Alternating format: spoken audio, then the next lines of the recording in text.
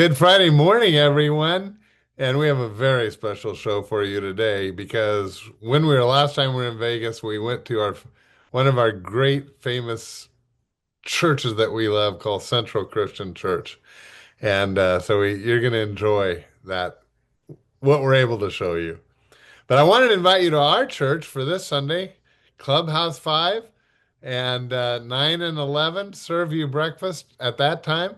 I sure hope you can join us. If you have your own church, then I encourage you to go there.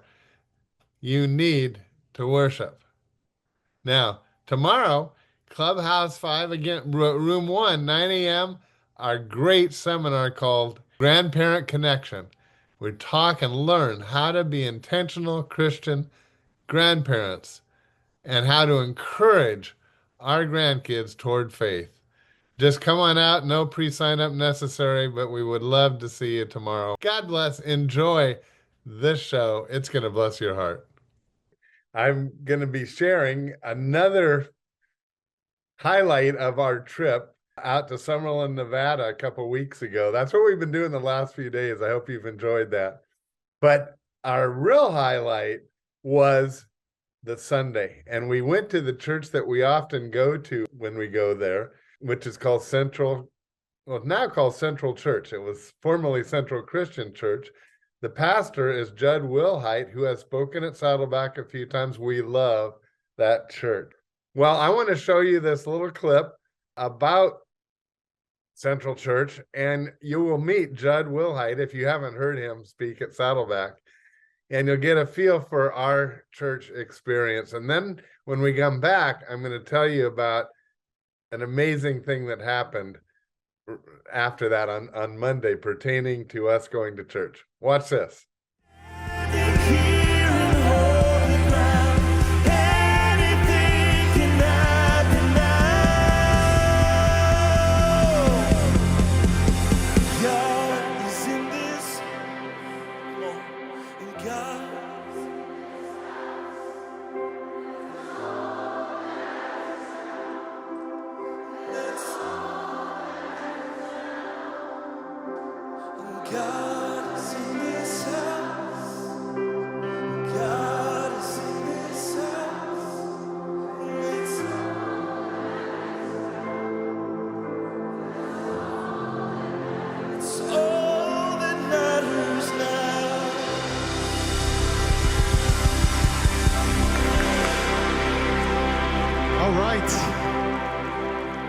Thank you, Drew. So grateful for you guys and so grateful for all of you. Hope you're doing well. Good to have you here. You survived another week. Congratulations. And I'm honored that you're here with us today. You know, we have a little puppy at our house, and recently she kind of got stuck. And she was behind this little playpen area that we've set up for her. The gate was open, but she was stuck behind it. And, she just kept looking at me like, you got to get me out of here. I'll show you a little picture so you understand what I'm talking about. Like the gate's open, all she needs to do is back up or go forward just a little bit. Like she's totally free, but she's completely confused and stuck in this moment. And she went back for a little bit, then she went forward a little bit, and eventually she gave up and just sat down. And she's looking at me like, dude, are you gonna open this up for me or not? Are you just gonna stand there and stare at me? Can't you see that I'm stuck? And I tried to get her to move. I even got treats out, all the things that you try to do to get your dog to like dial in, but she was, in her mind, completely stuck. And when I finally rescued her, I thought, I'm a lot like our little puppy, Stella. I think many times in my own life, I've gotten stuck. And sometimes I'm praying for God to open a door. Some of you right now, you're praying for God to open a door. You know what I'm talking about. God, open a door in our marriage, open a door at work, open a door in my career. God, open a door. And you're crying out to God, open a door, open a door, open a door. And maybe what God wants to do is open our heart and open our eyes. Because the limitations that we're facing may be self-imposed. Hello. Sometimes we're like, God, open a door, and God's like, first I got to open your heart because you're not ready to walk through that door. And once your heart is ready, then you can walk through the door.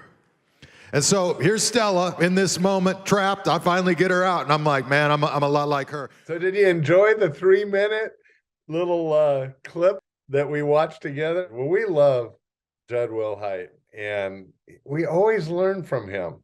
It's awesome. Of course, we like our church better. I have to add that.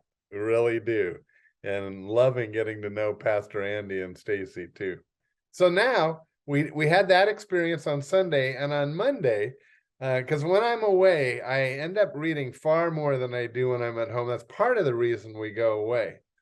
But I was reading this book by Lee Strobel called The Case for Grace, Lee Strobel. And I was really enjoying it, and I took it out. I had already started it.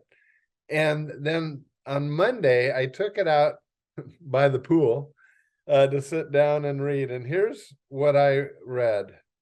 This was chapter 3. His heart racing, his body soaked in sweat, his mind dazed and disoriented, the teenager slowly regained consciousness. He wasn't sure where he was. It took every ounce of his energy just to crawl out of bed. There in the mirror, he barely recognized himself. Gaunt, sunken eyes, detached expression. After the cocktail of drugs he had consumed, he was a little surprised that he was still alive. And that's when he proceeded to do something that only another addict could fathom. He mixed his remaining stash of drugs, drew a breath, and plunged the needle into his arm once again. I might die, he mused, and I'm okay with that. If anyone needed God's help, it was this 17-year-old Texan. After 4 years of descending into a hell of cocaine and amphetamines, he was rushing headlong toward an early death. When I read that chapter, because this book is about people who God touched, who brought them, well, it's about God's grace. Because we don't deserve favor from God, but he bestows it. And these amazing stories in this book just made my heart touch for them. Many times as reading through it, I had tears in my eyes.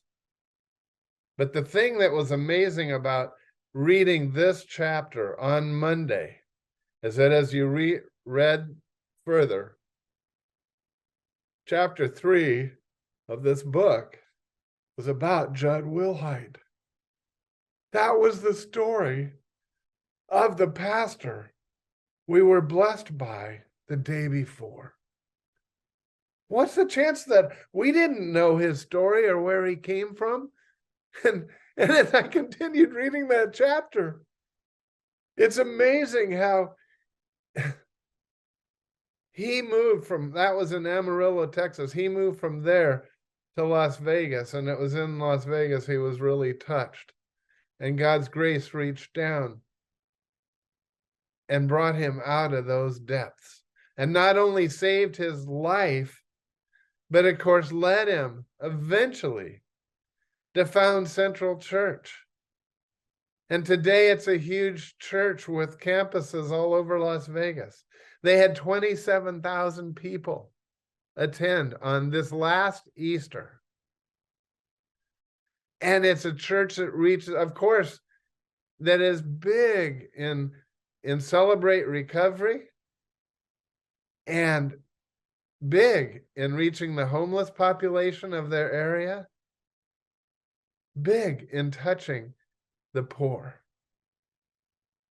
Oh, I tell you, I just couldn't believe that God, well, I could believe that God would do that for Pastor Judd. That's how he brought him to this stage of his life. But I'm in awe.